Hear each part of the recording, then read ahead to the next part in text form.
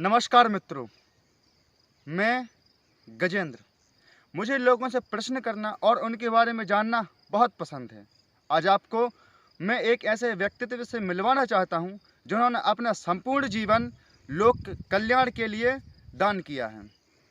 हमारे कहने का मतलब ये है, जिन्होंने अपना जीवन लोक कल्याण के लिए समर्पित किया है, जिन्होंने लोगों के कल्याण के लिए कई सारी रैलियां की, कई सारे धरने किए, कई सारी संस्थाओं से जुड़े और उन्होंने ऐसे प्रयास किए जो किसी सामान्य इंसान के बस की बात नहीं है, क्योंकि इसके लिए गृह त्याग भी करना पड़ता है, कई बार भूखा भी रहना पड़ता है, प्यासा भी रहना पड़ता है और कई ढेर सारी चुनौतियों का सामना भी करना पड़ता है। विश्व प्रसिद्ध कवि रामधारी सिंह दिनकर कहते हैं, है जहाँ कहीं भी ज्योत जगत में, है जहाँ कहीं उजियाला, वहीं खड़ा है कोई अंतिम मूल्य चुकाने वाला। इस कथन का तात्पर्य हम अगर कृषि से लगाएं, कृषकों से लगाएं, तो जो देश में कृषकों का शोषण होता आ रहा है और आगे भी शायद होता रहेगा, क्योंकि लोग अभी जागरूक नहीं हैं, कृषक भी अभी जागरूक नहीं हैं।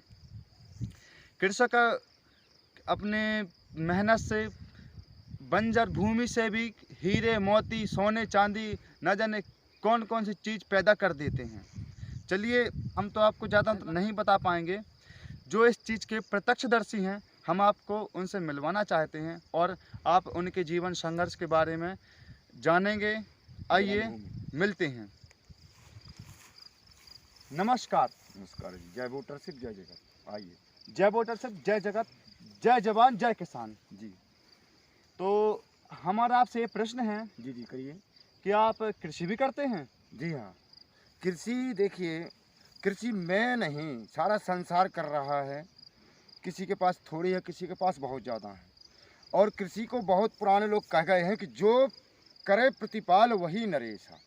महाराजाओं को बता दिया कि महाराजा है जो वो नरेश है। नरेश मतलब राजगद्दी पाने वाला। लेकिन आज की परिस्थिति को देखते हुए राजा महाराजा जो पालन पोषण करते थे वो अलग बात है। लेकिन भाइयों, आप लोगों को समझा देना चाहता हूँ कि अगर अनाज नहीं पैदा करेगा तो क्या राजगद्दी से पैदा होके खाएगा आदमी? खेती से और किसान पैदा करेगा तब मिलेगा। तो सबसे बड़ा राजा कौन हुआ? किसान। किसान जी। करेक्ट समझे मेरी बात को। अगर आप जैसे जल्दी समझने वाले लोग अगर मिल जाएं तो मुझे ज़्यादा मेहनत नहीं करनी पड़ेगी इसकी। आप यहाँ तक आए, मीटिंग के लिए बुलाने के लिए आए, मैं धन्यवाद देता हूँ। अब एक बात और सुनिए खेती से जुड़ी। अभी तो मैंने कह दिया कि जो प्रतिपाल करे वही नरेशा, लेकिन इसकी एक और कड़ी है कि खेती धन की नासा, जिसका मालिक न जाए पासा। अब मुझे ही देख लो, देखिए मेरी खिरबिट्टी खेती हो रही है। खिरबिट्टी मतलब बुंदेलखंडी जानते हैं आप? मुझे तो खिरबिट्टी का मतलब होता है, खिरबिट्टी में बोल गया बुंदेलखंडी, क्योंकि भैया मैं देहाती किसान जी हूँ। महोदय, मेरा आपसे निवेदन है, कृपया आप लोगों को उनकी भाषा में समझाइए। अच्छा, तो कहने का मतलब है कि ढंग से ना हो रही खेती, जैसे पकड़दार खेती होना चाहिए। क्योंकि मैं भैया ठहरा समाज सेवी का जुनून भरा मेरे दिमाग में। खेती तो बहुत कम कर पाता हूँ मैं, केवल समाज सेवा समाज सेवा समाज सेवा में ज़िंदगी गुजार दी। वैसे हमारी है तो ये जन्मभूमि, ये पिताजी का आशीर्वाद है। तो हमारा आपसे अगला प्रश्न ये है कि जो आपके पास कृषि है, हाँ जी, ये कृषि आपने स्वयं खरीदी है या फिर आपके जो पूर्वज हैं उनसे आपको हस्तांतरित की गई है? हाँ, बहुत अच्छा सवाल किया है आपने। देखिए, जैसे जहाँ तक मेरा ख्याल है तो ऐसे अधिकांश 100 में से 30 लोग होंगे जो आप बाप के बाद आज खरीद रहे होंगे, बल्कि 70 और 80 तो बेच ही रहे हैं। तो भैया हमने बेची ना सही, लेकिन ये हमारे पिताजी ने, उन्हीं की पुण्य प्रताप से है, उन्होंने खरीदी थी। बहुत पहले हमारे जन्म भी ना हुए थे। हमारा जन्म यहीं से हुआ है, ये हमारी जन्मभूमि है। यहीं एक पुराना झोपड़ा बना हुआ है। यहाँ माल बब्बा, मतलब माल बब्बा आपको बता दूँ, बुंदेलखंडी माल बब्बा बोलते, ग्वाल बब्बा पूर्वजों के कोई उनके या तो समाधि रही होगी, उनको पूछते हैं। ठीक, उन्हीं ग्वालों की ये खेती हमारे पिताजी ने ली थी। आपका जन्म कौन सी सन में हुआ था? हाँ भाई, कहने का मतलब सूखा की साल है। मैंने जब आंकड़ा लगाया, मेरे माँ बाप तो इतने मतलब साक्षर नहीं थे, बेचारे यहीं गैया बैल चराए। इसी गैया बैल के चक्कर में ये खेती ली। नहीं तो हम तो हैं ग्राम दसौंधा के, हमारे पिताजी ग्राम दसौंधा के हैं। मेरा जन्म यहाँ हुआ, मेरी जन्मभूमि, लेकिन पिताजी की नहीं है। ठीक है, अब जन्म की जो बात कर रहे हैं, तो जैसे अभी तो ये तुम्हारी मतलब रबी की फसल है। जब खरीफ की फसल, सियारी की फसल जानते हो? जी। उनारी की फसल जानते हो? जी नहीं। चलो ठीक, अच्छी बात है, क्योंकि तुम्हें दूसरी पढ़ाई सिखाएगी। डेमोक्रेसी एक चीज़ होती है ऐसी, तो हम उतना तो नहीं पढ़े हैं, देखे जैसे ये है ए, जी जी। ठीक है, ये आप इसके बारे में मीटिंग में दर्शकों को विस्तार से बताएंगे। ये है मतलब डेमोक्रेटिक पार्टी।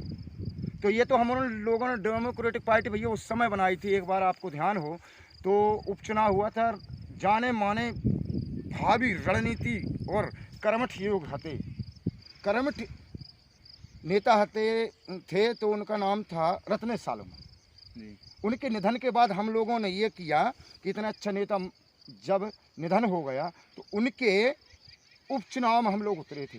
तब ये डेमोक्रेटिक पार्टी से चुनाव लड़ा था हमने। जवेरा, यहीं से जवेरा है, अपन तेंदुलखड़ा तहसील में खड़े हैं, पीछे जवेरा है, नौहटा जवेरा, ये सब उस तरफ लगते हैं। तो ये किसानी का जो मामला है, आपकी जो राष्ट्रीय भाषा है, आपका जो लिखा पढ़ी है, वो अलग चीज़ है, और जो देहाती भाषा है बुंदेलखंडी, जैसे में हम जन्मे हैं, जैसे मैंने कह दिया उनारी है, सियारी, जी जी जी, ठीक है।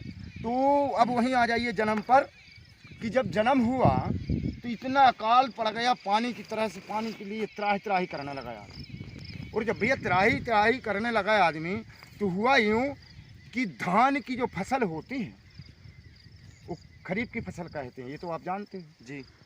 तो खरीफ की फसल के साथ साथ उर्द, मूंग और जो तुअर वुअर है वो तो सब चला गया, लेकिन धान भी इस तरीके से, जैसे घास होती है ना, घास की तरह किसानों ने अपने बैल के पेट भरने के लिए गट्ठे बांधे थे, फसल बिल्कुल ना हुई थी। तो आपको जो जन्म का सवाल बहुत अच्छे आपने किया, आज तक किसी ने नहीं पूछा। तो सन 80 में उसको कहना चाहिए 1980, ठीक है, 1980। हाँ दर्शकों, ये 1980 कहना चाहते हैं। 1980 जब मैंने कैसे लगाया आंकड़ा, कि जब समझा, बुजुर्गों से पूछा कि ये महाकाल का सूखा कब पड़ा था, तो ये 1980 में पड़ा था। तो 1980 में मेरा जन्म हुआ था, इसीलिए मैंने एक काव्य भी बनाया। यहाँ से और आगे जाइए आप, तो जैसे मैंने बताया, तो यहाँ ये बगराज वन कहलाता, मतलब बगराज बब्बा, मतलब बगराज एक सिद्धि है, एक देवता है, वो बगराज वन के नाम से जाना जाता है। तो मैंने अगले काव्य में कहा है कि वैसे हम कह रहे हैं कि दसौंदा के हम हैं, लेकिन जन्म मेरा यहीं हुआ। जैसे हम कहते हैं, जन्म भूमि बगराज वन और बसत दसौंदा ग्राम, ये उस काव्य में मिलेगा आपको, बहुत बड़ा काव्य। ये आपने लिखा है? हाँ, मैंने ही लिखा है। अर्थात आप कवि भी हैं? हाँ जी, कवि हैं। दर्शकों देखिए, हमारे देश का किसान अगर इतना सोच विकसित कर लेगा, इतना जागरूक हो जाएगा, तो हमारा देश का नक्शा कुछ और ही होगा। और आगे की जानकारी आपको ये देंगे। हाँ, तो ये सब है जी। तो आप जब कृषि करते हैं, खेती करते हैं, जी जी, तो इसमें निदाई, गुड़ाई और जुताई वगैरह होता है, सिंचाई वगैरह होता है। तो इसके साधन आपके पास कौन कौन से उपलब्ध हैं? आप इसके लिए क्या क्या जद्दोजहद करते हैं, आप दर्शकों को बताइए। ये भी आपने बहुत अच्छा सवाल किया। जहाँ तक मेरे ख्याल से, महानुभाव, आपने जो सवाल किया, महानुभाव, ऐसा तो आज तक किसी ने सवाल ही नहीं किया। जो आपने जिक्र की कि खेती करते कैसे हैं, देखिए बहुत पहले का ज़माना था जब हल और बैल से खेती होती थी। अब ट्रैक्टर के आ जाने से हल को तो भाई अलग कर दिया, बैलों को कटवा दिया, और अब ट्रैक्टर से खेती होने लगी, आधुनिक कृषि है। तो अब वही, जैसे आपकी भाषा में बताऊं कि रासायनिक विधि और जैविक विधि, जी जी, तो ये विधियां भी परिवर्तन हो गई, ठीक है।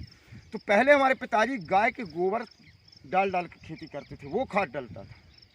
अब आज तो पता नहीं कौन कौन से जिसमें कौन कौन से पदार्थ मिला के दे रहे हैं, कंकड़ दे रहे हैं कि पत्थर दे रहे हैं, जिसको कहते हैं वो क्या कहते हैं, जिंक और जिप्सम। अरे हमारी भाषा में वो जिंक कहते हैं भाई साहब, आपकी पढ़ाई लिखाई में कुछ भी कहते हैं, हम देहाती धुर जिंक ही बोलते हैं। और पता लगता कहीं कहीं गले आ रही कि रेता ही बटोर के रख दी हो, ऐसे मिलती है। चलो उसका बात जो आपने पूछा मैं बता। अब जैसे खेती आजकल तो चलो हमारे पास बैल नहीं, लेकिन पिताजी करते थे बैल से, होती ट्रैक्टरी से। सिंचाई का साधन है तो यहाँ पास में बावड़ी है, पिताजी कुआं बना गए हैं। चूँकि जिस साल कम, ये सच्चाई, जिस साल कम बारिश हो तो उस साल थोड़ा पानी घट जाता है, ठीक है।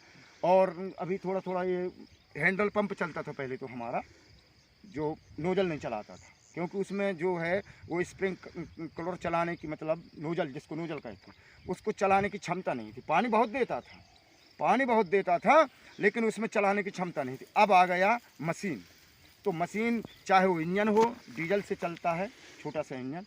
कभी कभी ये तार लगा हुआ है तो कभी वो तो तार इसलिए लगाया था कि ये कुआं पिताजी ने बनाया, अभी ये खोल की समस्या आ गई थी, उसको चेक करने के लिए तार लगाया। हमारे पास मोटर वोटर नहीं है, मोटर दूसरे लोगों के पास है, जो पानी का मोटर होता है वो हमारे पास नहीं है, हम लोग इंजन से ही करते हैं।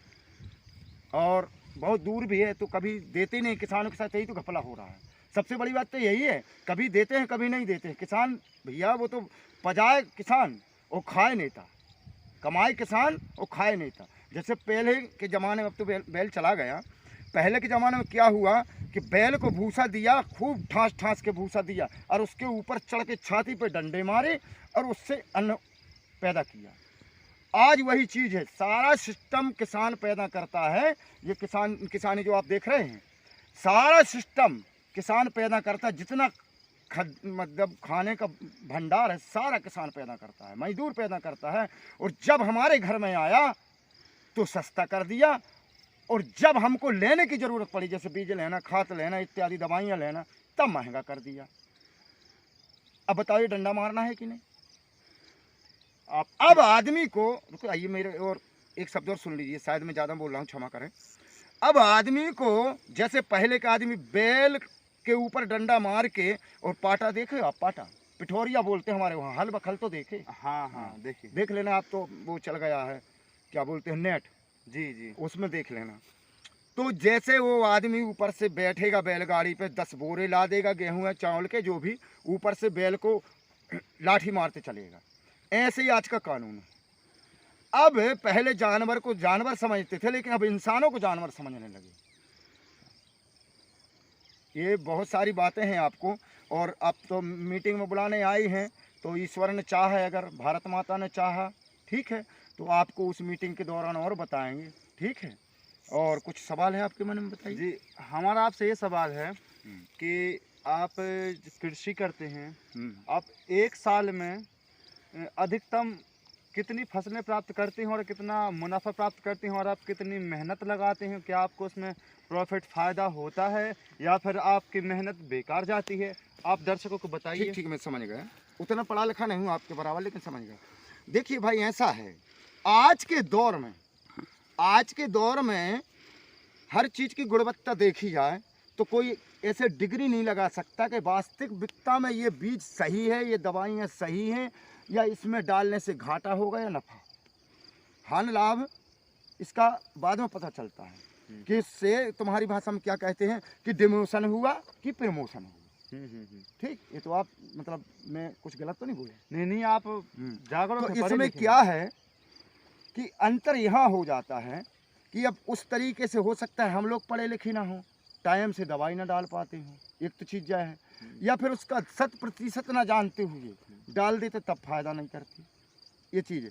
अब हमारी जहाँ तक कमाई है भैया, तो मैं तो स्पष्ट कहूँ, वैसे जब अच्छा आदमी के पास पानी होता है, अच्छी सुविधा होती है, तो चक्रवर्ती करता है। आपकी भाषा में बोल रहा हूँ, चक्रवर्ती, ठीक है। हमारे वहाँ कहते 12 माही, हाँ हाँ, 12 माही खेती कर सकते हैं। लेकिन 12 माही खेती का मतलब ये है कि जैसे अब ये है, झाड़ पहाड़ है आजू बाजू से, ये खेती तो बहुत अच्छी है, लेकिन बाजू से पहाड़ है, गैया बैल, यहाँ तक तो भैया सुअर तक आते हैं। नीलगाय जानते हो? नीलगाय तो जानते हो, लेकिन रोजगिराह कहते हैं उसको।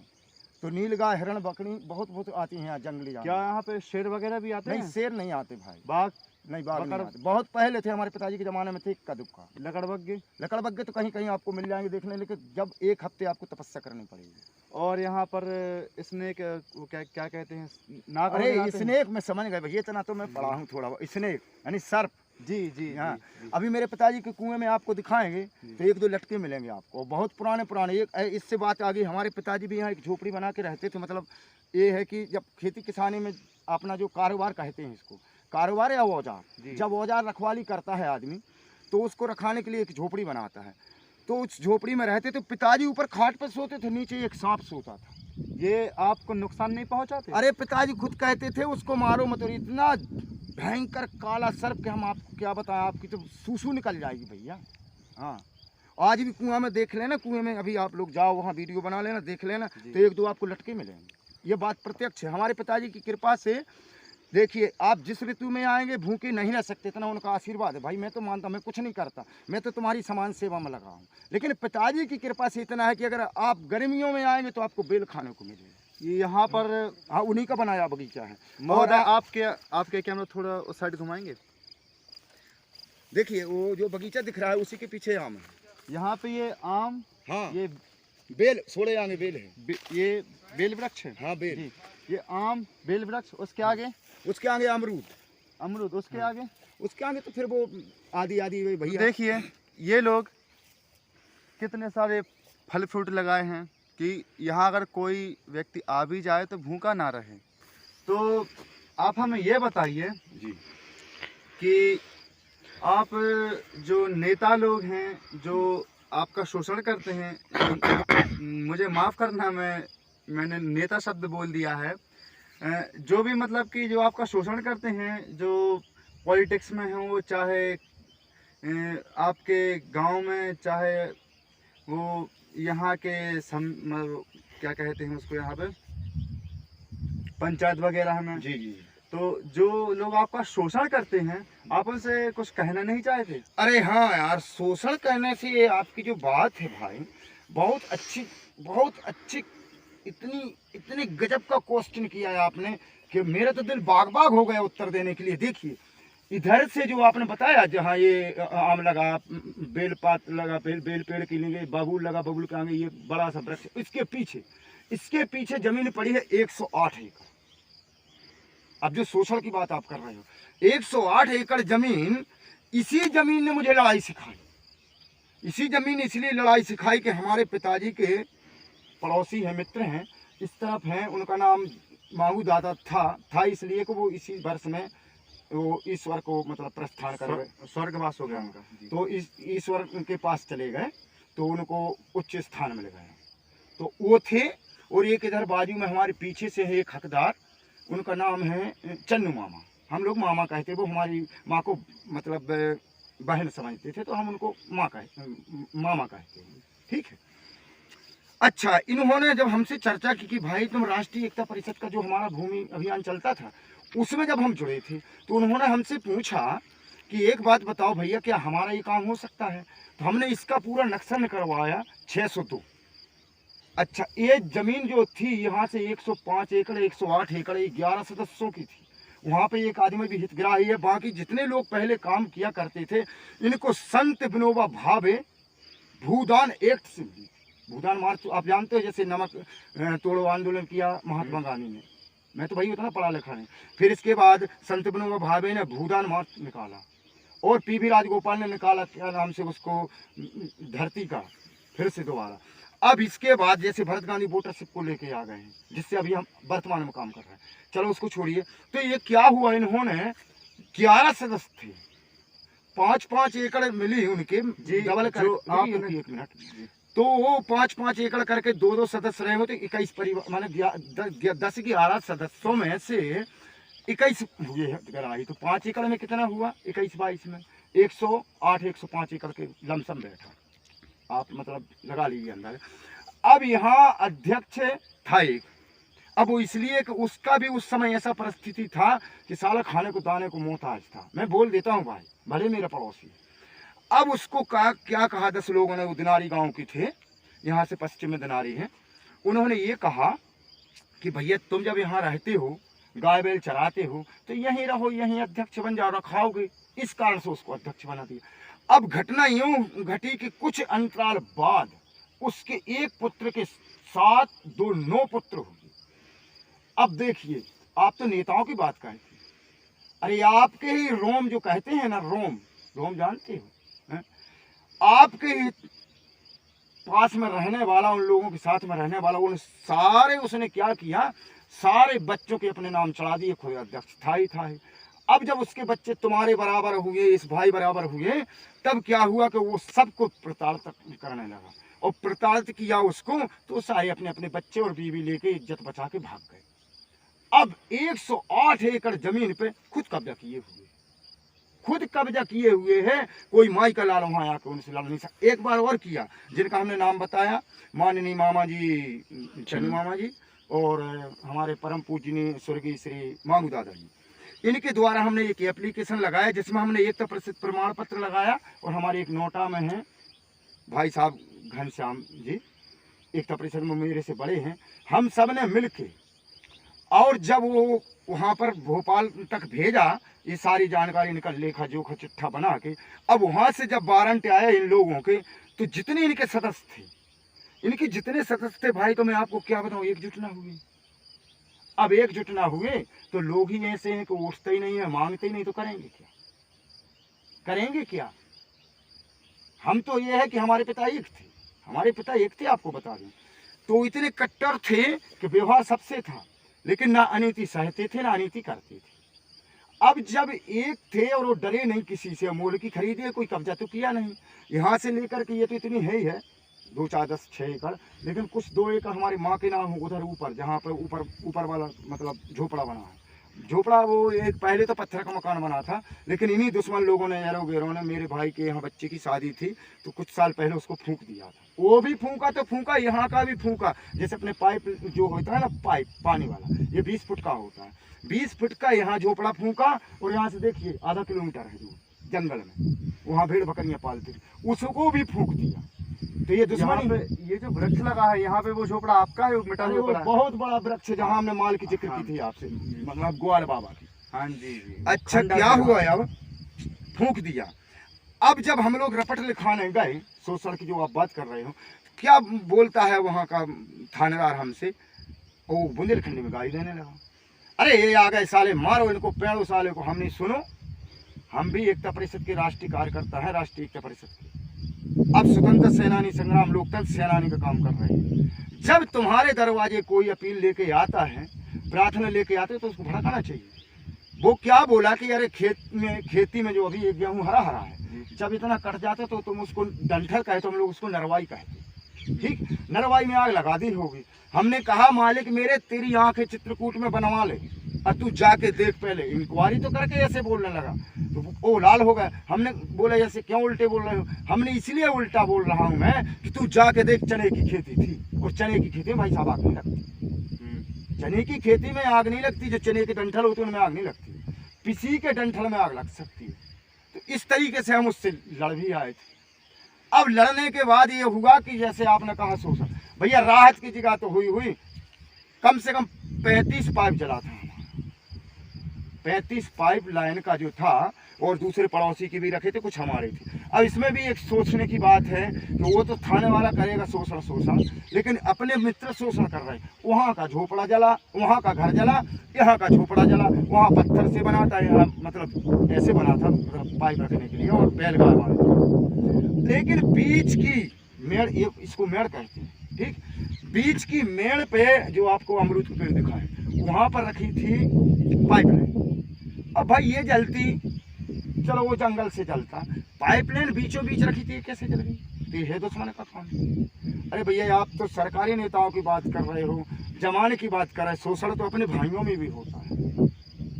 लेकिन एक बात है, ना मेरे पिताजी ने आज तक गलत किया भाई, और ना कभी, हम तीनों भाई हैं हकदार इस खेती के। अब उनके बच्चे करते हैं, मैं तो भाई कर नहीं पाता। मैंने वैसे ही कहा, खेती धन की नाश है, जिसका मालिक न जाए पासा। मैं तो आप लोगों की समान सेवा में लगा रहता हूँ। जैसे कि आप अभी आ गए बुलाने, अब कब है बाल का दिवस, कब 24 तारीख को है, चलो उसमें आ जाएंगे बोलने के लिए। हमारी खेती डली रहे, वो शिफ्ट आप अभी देख ही रहे हैं, पड़ी है, बच्चे करेंगे, बड़े भाई के बच्चे करते हैं, मंझले भाई को, वो मंझले भाई का उस तरफ है, बस भैया यही है। और आप आए, इसके लिए आपने मेरे से पूछते ही आए तो बुलाने, लेकिन पहले क्लास ले ली, इसके लिए धन्यवाद। और कोई सवाल हो तो उत्तर देने के लिए तैयार हूँ। तो सवाल तो हमारे पूर्ण हो चुके हैं, बस आप इतना बताइए। अच्छा, एक और बता देना चाहता हूँ, जो सिलसिला है ना, ये संत विनोबा भावे की जमीन का कहा है। आज के बच्चों में इतना दिमाग नहीं है, वो जितने हितग्राही थे उनके बच्चों में भी दिमाग नहीं है, पढ़े आप ही जैसे। इसका नरसिंहपुर में पूरा रिकॉर्ड मिलता है, क्योंकि संत विनोबा भावे ने थोड़ी बहुत यात्रा तो की नहीं थी, बहुत लंबी यात्रा की थी, और 100% लोगों को लाभ भी मिला था। वही नब्ज पकड़ के, वही दवाई लेके हम लोगों ने जब एकता परिषद चलाई थी, तो वही दवाई शुरू की थी, तो फिर लोगों को 5-5 एकड़ जमीन मिली थी। मैं इसको ग्राम दसवाना में मिली, कई लोगों को तो कहते सरकार दे चुकी। अब भैया उनको सरकार दे चुकी है तो सरकार का नाम लेते, लेकिन ये थोड़ी पता कि संघर्ष किसने, ये मतलब हो गया। जैसे श्रीलंका में कहने का मतलब बानर भालुओं ने विजय मनाई थी, विजय पाई थी। और विजय का शंख जब फूका तो रामचंद्र के नाम से फूका, क्योंकि एक सदस्य मार दिया। बाकी लड़ाई तो सारी, अब हनुमान को तो कोई नहीं कहता कि पहले लंका वो गया, बहुत कम लोग हैं। तो ऐसा वैसे राजा महाराजाओं की पहले कहानी, सेना लड़ी, बार बार मैं कह चुका हूँ, सेना लड़ी और सेनाओं ने आज़ादी दिलाई और राजा आज़ाद हो गया। सेनाओं ने आपको राज दिलाया, नाम हुआ राजा के, राजा जीत गया। ऐसा सब जगह होता है। आप जो कार्य कर रहे हैं लोगों के जन जागरण का, तो लोग अभी कितने जागरूक हुए हैं और क्या वे लोग आपका सहयोग करते हैं या नहीं? देखिए, बहुत अच्छे प्रश्न किया है आपने। जागरूक होना, किस हद तक होना, ये उनके ऊपर डिपेंड करता है। वो कैसे करता है, जैसे मान के चलिए आज आपको टीचर बना दिया जाए। अब हमने अपना बच्चे आदि आदमी ने 11 आदमी ने आपकी स्कूल में बच्चा दाखिल करा दिया। अब आप पढ़ा रहे हैं, ब्लैक बोर्ड पे समझा रहे हैं उसको, ठीक है, ब्लैक बोर्ड बोला हूँ सही है, श्याम पथ, ब्लैक बोर्ड, सेम पथ, हमारी भाषा में तो भैया उसको तख्ता कहते हैं। हाँ जी, हाँ, तो अब उस पर समझा रहे हैं, फिर इसके बाद कहने का मतलब क्लास अलग से दे रहे हैं, समझाने का पीरियड अलग कर रहे हैं, फिर लिखा पढ़ी कर रहे हैं, प्रश्न उत्तरी सवाल कर रहे हैं, फिर एक कापी रखते। इसके बाद बच्चे को अब ना समझ में आए तो क्या करेंगे भाई? लेकिन एक बात जरूर है कि जब वो 100 बच्चों को पढ़ाएगा मास्टर, तो 10 बच्चे उसमें से जरूर निकल के आएंगे। जैसे मान के चलिए मैं माननीय, कभी जैसे नहीं बोलूँगा, माननीय कामता प्रसाद शिक्षक पटेल कुर्मी जी थे। वो कहाँ के थे? सतना, आपने सुना? मैहर सतना, ठीक, मैहर सतना पन्ना जिले के आस पास के थे। वो भी इतना अच्छा पढ़ाते थे कि किताब ही नहीं पढ़ाते थे, इतिहास ही नहीं पढ़ाते थे, मध्य भगवत गीता रामायण सब कुछ पढ़ाते थे। उनके जितने पढ़ाए हुए काव्य आज हमारे मुँह में कंठ थे। एक और बता देना चाहता हूँ, हम 10 वर्ष की उम्र तक तो गैया बैल चरा भैया यहीं, इसके बाद किसी मित्र के साथ जाने लगे पढ़ने, तो हमें आज भी याद है। जैसे अभी किसानी पे खड़े हैं, अब एक आपको किसानी का बता दूं पढ़ाई के समय की, कि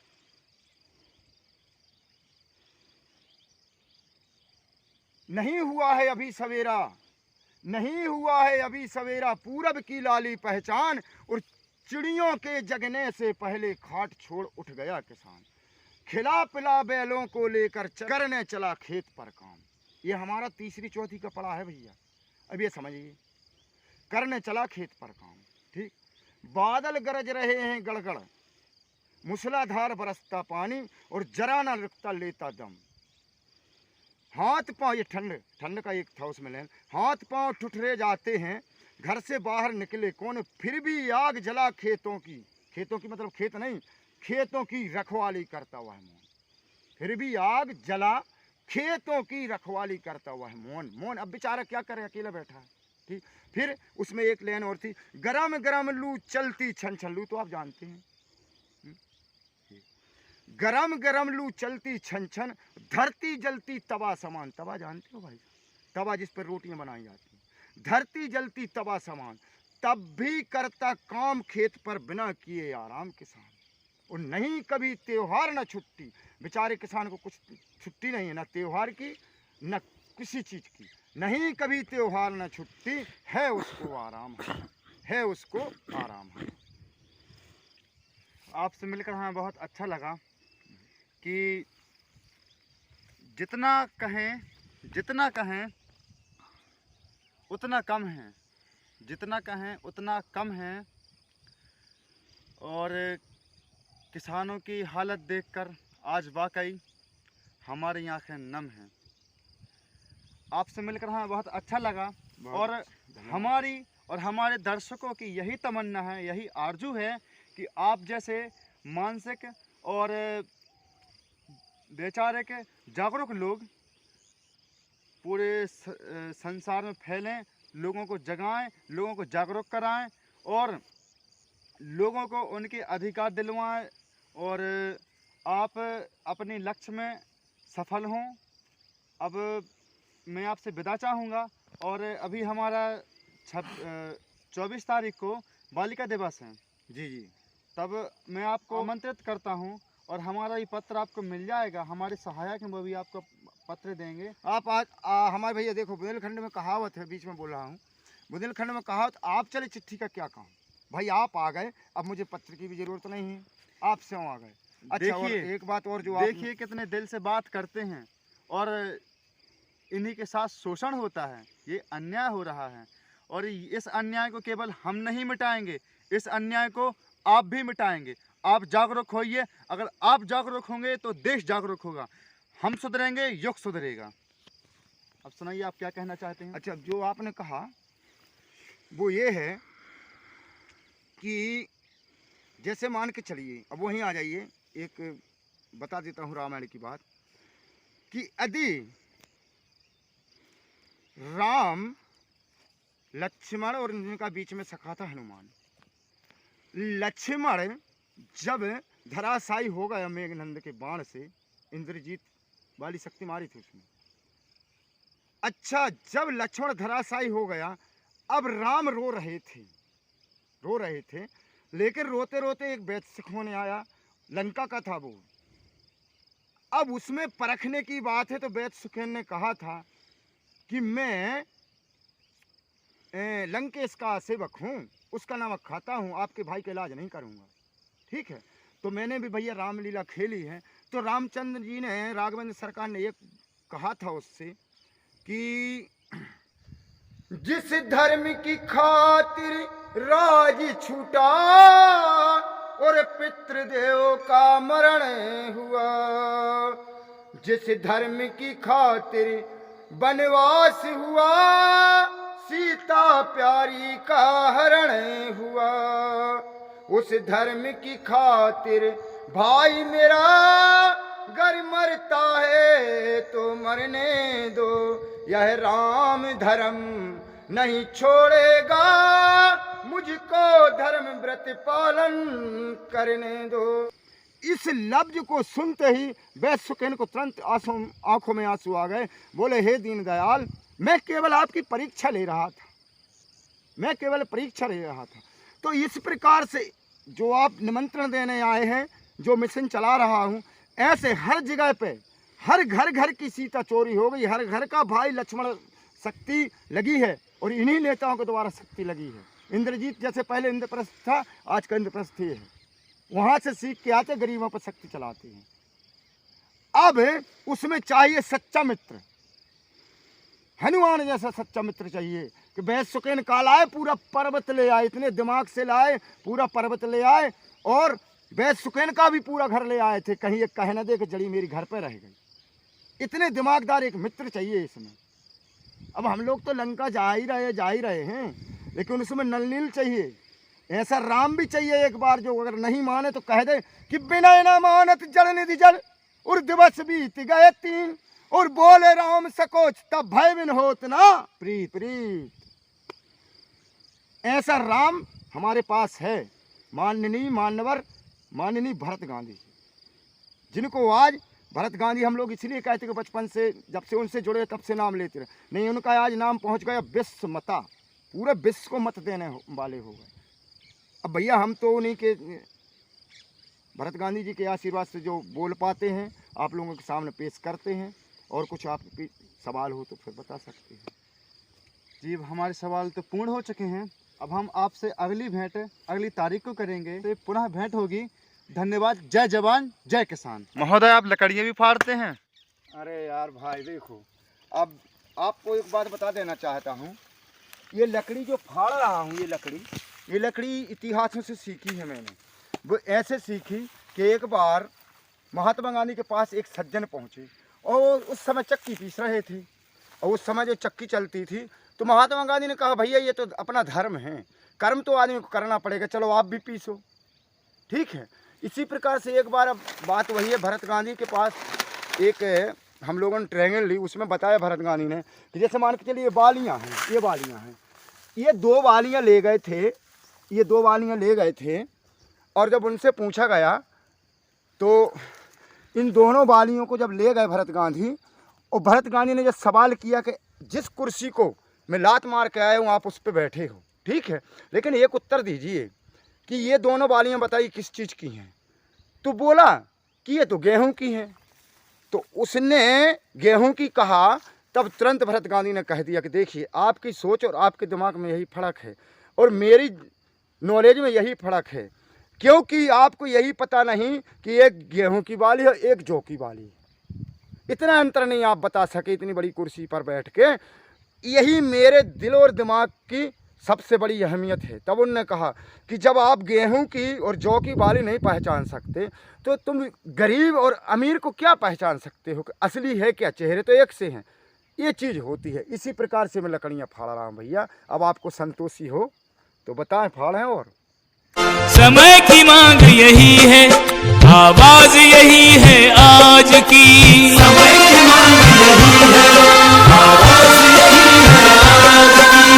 आध्यात्मिक जीवन द्वारा हो स्थापना मूल्यनिष्ठ समाज की। धर्मनिष्ठ हो मेरा समाज, धर्मनिष्ठ हो मेरा समाज, न्यायनिष्ठ हो मेरा समाज, धर्मनिष्ठ हो मेरा समाज। समय की मांग यही है, आवाज यही है आज की। समय की मांग यही है,